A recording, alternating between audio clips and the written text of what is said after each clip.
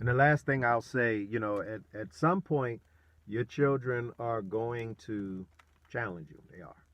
And so I never forget the year I sat my son down. We talked for about 3 years. I would talk to him once a year, and I would tell him basically how the year was going to go.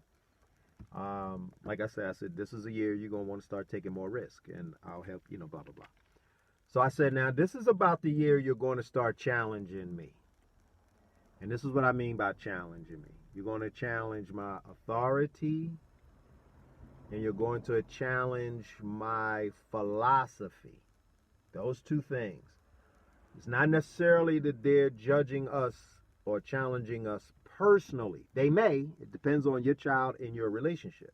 It may be personal. But I knew for my son, we had a really good relationship. But the challenge would come from, more than anything, my philosophy, my authority in terms of what I taught him. And then thirdly, and I would say just as important, he's developing his manhood. He's developing his ability to speak up for himself. He's developing his own confidence, his own sense of dignity. That I have my own mind, I have my own thoughts, and if I don't agree with you, I'm going to say that. Now, there are certain portions of that is healthy. That, as you know what I mean, our children are not always going to live with us. And so at some stage in life, they need to develop the skill, the boldness, the tactfulness, that's where we have to come in, of how to articulate their own worldview, their own perspective, in a respectful but bold way to authority or to another adult. Now, that was tough for me to accept. I'm not going to lie. But I remember the day I disagreed with my father. I never forget it. We were in the dining room talking. I forget what the topic was. And he got into something. And before I could think, I had came out automatically. Well, I disagree with that. I don't think that's true. And I was almost shocked that I said it. Like, I just said this to my father. Like, my father knocked my head off. But it came out. And then he was stunned and looked at me. And then I was stunned. But, hey, it's out there now. So I sort of refixed my shoulders. I didn't say, yeah, I said that. But that was my body language. And we conversed, so forth and so on. So I never forget, I told my son this. I said, listen, this is a year or two. You're going to start challenging me. You're going to start challenging what I tell you. You're going to start challenging my philosophy. Now, to me, this was an important statement that I said afterwards. I said, now I need you to know I am okay with that. I expect it, and I'm okay with that. But now, having said that, let me give you some parameters. I'm okay with that as long as it's not disrespectful. You don't come at me in a disrespectful manner. You come at me with your own dignity and your own manhood and your own point of view, no problems. You know what I mean? I expect it, and I accept it. And we shook hands on that, and he was like, all right. He somewhat felt it and someone didn't. So I never forget, we were in a fast food restaurant, Sonic's, getting something to eat. And because sometimes us as adults, we as parents, we still treat our kids like they're little kids. We do. It's tough. That's a hard transition. So he was in line. He was ahead of us, looking at the screen, and that was right around the time where this transition from you talking to someone, getting an order, to you punching on these little machines, and writing up your own order. So we were right in there. I didn't have a lot of patience for that process. And again, we're still trying to figure the process out. So my son was in front of us, and he's trying to figure out the thing. And I said something like, man, hurry up and order, something to that effect. And man, he turned around, looked me in the face.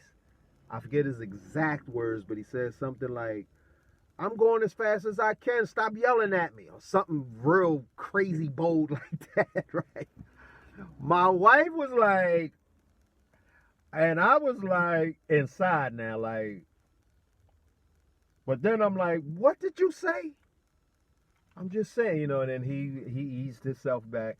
I'm just saying, Dad, you yelling in my ear. I'm just saying. He turned around or whatever. And I was sitting there like, I know he ain't just snap at me like this. And then it dawned on me after I calmed down, he's of that age. He's wanting to speak up for himself and be his own man. And hey, when I was a kid, you could do that and I couldn't say nothing. But I'm getting older. Now I have impulses. This pushing me and urging, encouraging me to say something. So we got through that. We were on our way home from the car. I'm driving. I didn't say nothing. He was quiet. So we get inside the house. So I grabbed him by his shirt, pulled him to me face to face. And I said, listen, I'm going to apologize for yelling at you in the store. I said, but I don't want you snapping and yelling back at me like that either. And then I went back. I said, but I understand, like I told you a few months ago, this would be the year you would start speaking up for yourself and you would start challenging me. And I'm okay with that, but let's figure out how to do this a little better. And he was like, okay, Dad. No problem, no problem. And never had an issue from him again. Now, when we talk, he expresses his points of view. In the same with my youngest son. Now, my youngest son, and I'm done on this, my youngest son is a completely different personality.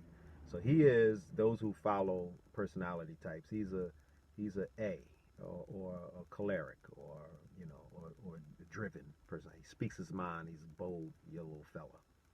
And so he'll say things and not even know he's being disrespectful. Right?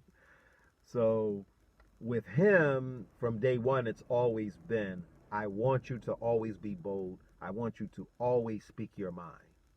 But we have to work on your tact.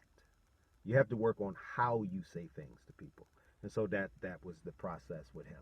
But at any rate, that helped me as a parent. And again, accepting and being willing to embrace that process of parenting. When they're young, they're in their amygdala. Their attention span is all over the place. They're emotional. You know, your kid or your daughter or whatever, they're constantly going through, I'm ugly, I'm too short, or all emotional stuff. I don't have no friends. Nobody likes me. You can't just, stop talking silly. You may get there, but talk to me. That's emotional. That's real. That's a real reality to them. You have to help them decipher and discern through their emotions. Listen, it's not that you're ugly. No. You are beautiful. You're constantly building them up because they're not here. They're not in their frontal cortex. They're not in their common sense. They're in their emotions. And help them. Also help them to be more creative and encourage their creativity. They're curious. Lord have mercy. They're going to break things. They're going to try things. You have to be willing to embrace that process as a parent.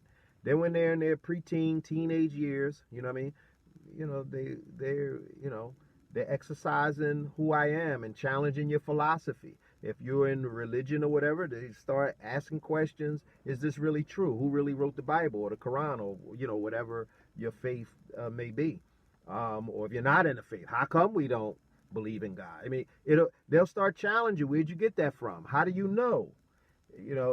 Don't be taken aback by that. Accept that, expect it, and have information for them. And then they want to take risks. But to the best of our ability, stay ahead of their risk taking. You as a parent, to the best of your ability, you can't supply it all, but to the best of your ability, create risky things for them to do. And I don't mean let them drink in your house. If that's your thing, that's your thing. But that ain't what I'm talking about. But I mean things that help them to grow, things that help them to develop. They want to go downtown by themselves. Okay, you might go, but then you might catch the car. You might be in a train car slightly behind them. Or you tell so-and-so that you know who live in the area where they're going, hey, look out for my child. Whatever the case may be. And then you develop situations. Hey, you know what? Man, you're going to go boxing. Man, you're going to go wrestling. I'm going to take you to the, like my oldest son, the paintball power thing. Or if your child is slightly older and you don't mind guns or whatever, hey, I'm going to take you down to the drive. I'm going to teach you how to fire a rifle, or whatever the case may be. Hey, come with me. I'm going to teach you how to drive a car. And push them to get their license and be ahead of the risk taking. Hey, come with me. We're going to go downtown and feed some poor people. Hey, come with me. We're going to go down there and talk to people about God. We're going to talk to people about their problems. You know, that's, and then obviously knowing your child, what your child likes, and then you can create certain scenarios in which they can take risk and things like that. And then they're going to challenge you, man. Be prepared for that. It's healthy. But just help them with their approach, because at some point, someday in their life, they're going to have to be able to speak up for themselves. And we're in the house, so we're their practice, so to speak. Listen, man, I hope that was encouraging, helpful to you. I use that as a parent. It helped my relationship with my children. We have a great relationship, and I'm implementing more of the discipline part for my youngest son, because he needs that. That's a whole nother conversation. But be willing to take on the principles of being a parent. Learn about the process, learn about your child, you know what I mean? And whatever that takes to be a great parent, embrace it. Like I had to run suicides. Get through them, brother. Hopefully that was a blessing, brothers and sisters. Peace and love.